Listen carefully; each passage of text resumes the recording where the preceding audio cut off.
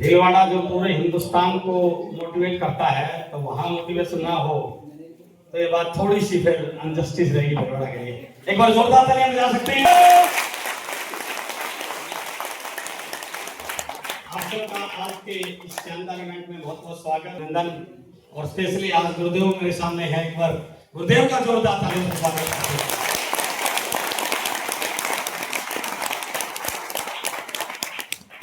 कितने साथी हैं जो पहली बार आए हैं? बहुत सुंदर, बहुत सुंदर, कमाल। एक बार इन साथियों का भी वेलकम कीजिए, जबरदस्त।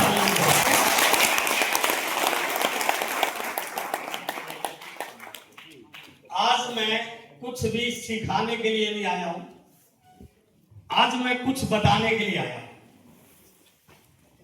कई बार हमें उन चीजों का पता होता है बट हम उनके प्रति ध्यान नहीं दे पाते, लेकिन चीजें बहुत बड़ी होती हैं।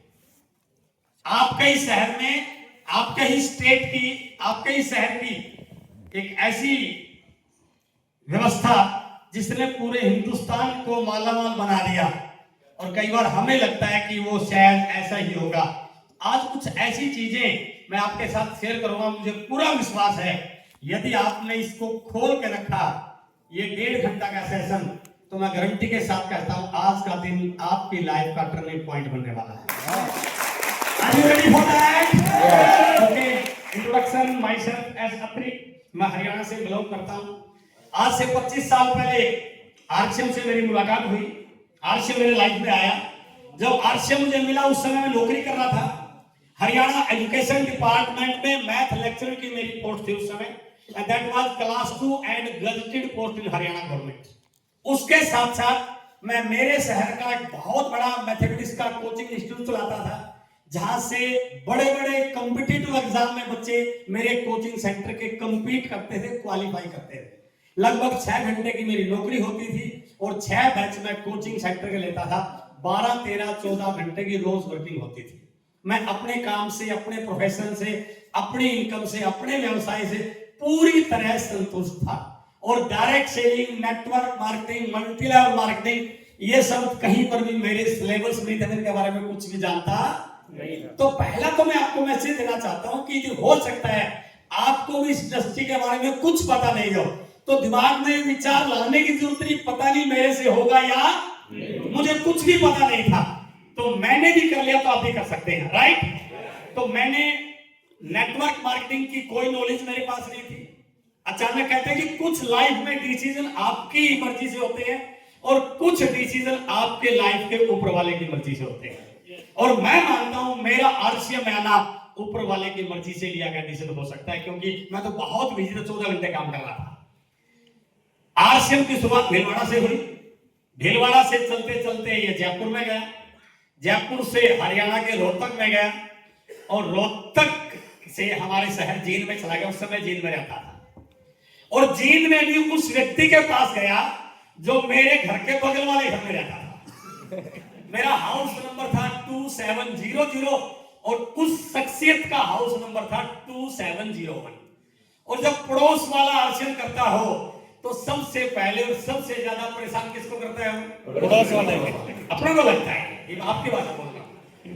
और उस शख्सियत ने आरसीएम को ज्वाइन कर लिया। ज्वाइन करने के बाद इस सिस्टम की जो सही शुरुआत है, उसका सही तरीका होता है कि आप अपने जानकार लोगों की लिस्ट बनाइए। आज मैं आपके साथ कुछ ऐसे मैसेज शेयर करूंगा जो आपके बिजनेस को बड़ा करने में आपकी हेल्प करने वाले हैं। जैसे कुछ साथी पहली बार आए हैं, उन्होंने इस सिस्टम को आगे बढ़ाना है, तो पहला स्टेप होता है जानकार लोगों की लिस्ट बनाना। इसको नेटवर्क मार्केटिंग की भाषा में प्रोफेशनल तरीके से इसको प्रोस्पेक्टिंग बोलते हैं। तो उस व्यक्ति ने जब आरसीएम को ज्वाइन किया तो उसको सबसे पहले बोला गया कि आप अपने जानकार लोगों की लिस्ट बनाइए।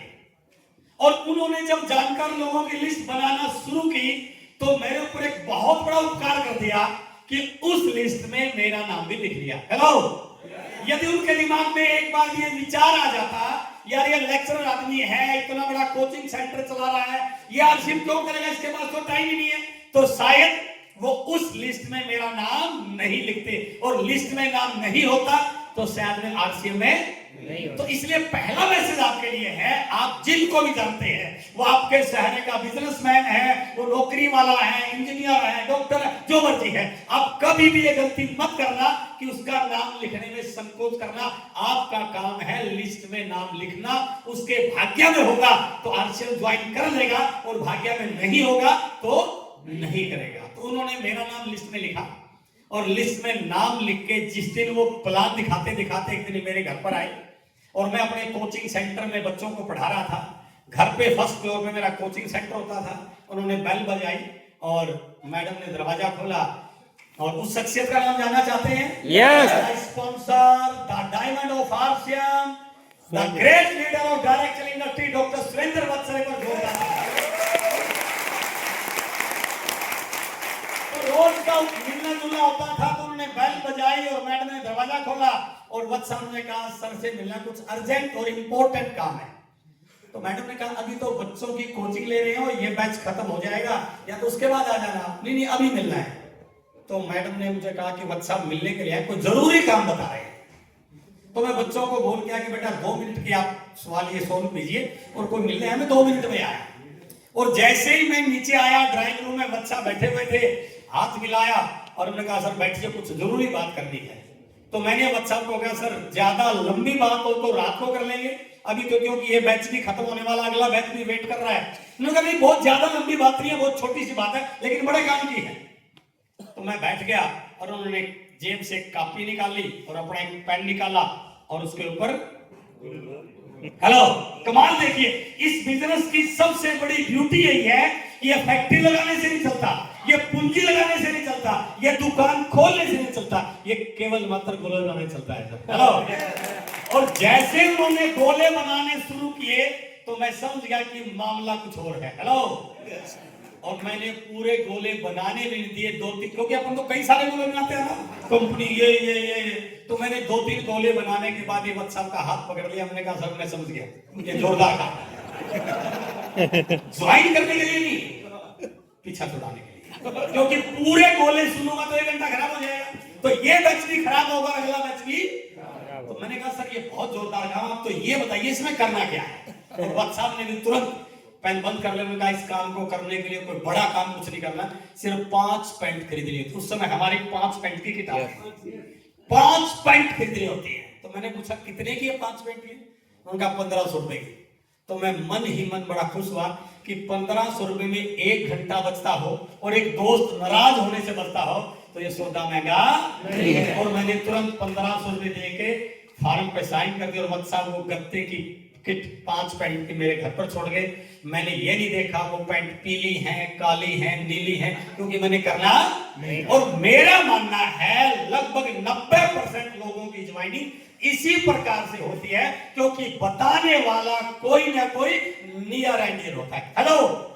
ये आरसीएम में ज्वाइनिंग तो होती है, बट ये बिजनेस को स्टार्ट करने का तरीका नहीं है। बिजनेस को स्टार्ट करने का सही तरीका है उस व्यक्ति को किसी सेमिनार में लेकर आना, और वही हुआ।